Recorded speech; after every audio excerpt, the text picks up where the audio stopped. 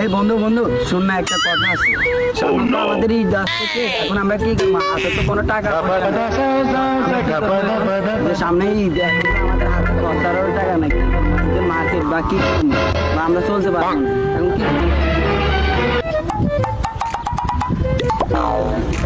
দেখ দেখ, ওইখানে একটা গরু আছে। কোনটা কোনটা? এটা নেই। আচ্ছা ঠিক আছে।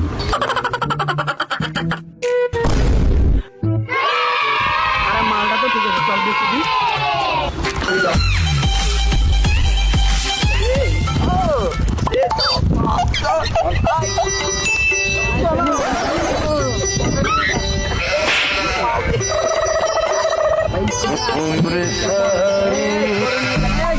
আমার গরু স্কুলের আশপাশে থাইকা শিক্ষিত হয়েছে, লেখাপড়া মারে।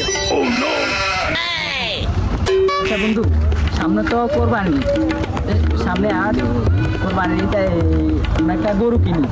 কোরবান তো খরচ সবার জন্য, চলে আমরা একটা গরু, সামনে গরু রাখতে একটা গরু কিনে নেই। বন্ধু এখানে গরু রাখ চলতেছে।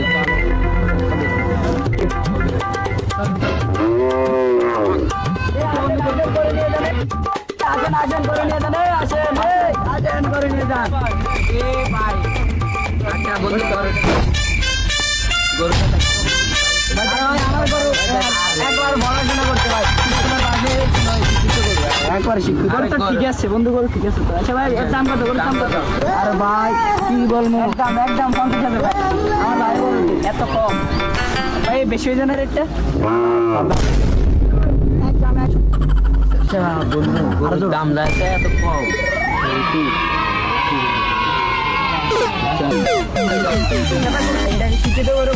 একদম কম, হাই রেট ভাই।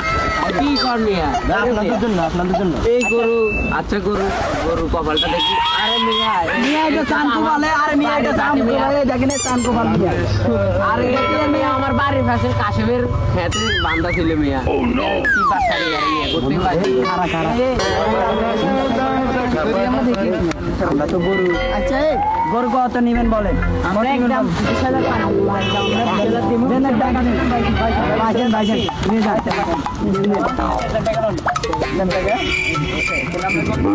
আচ্ছা ভাই, আচ্ছা নিয়ে যান যান।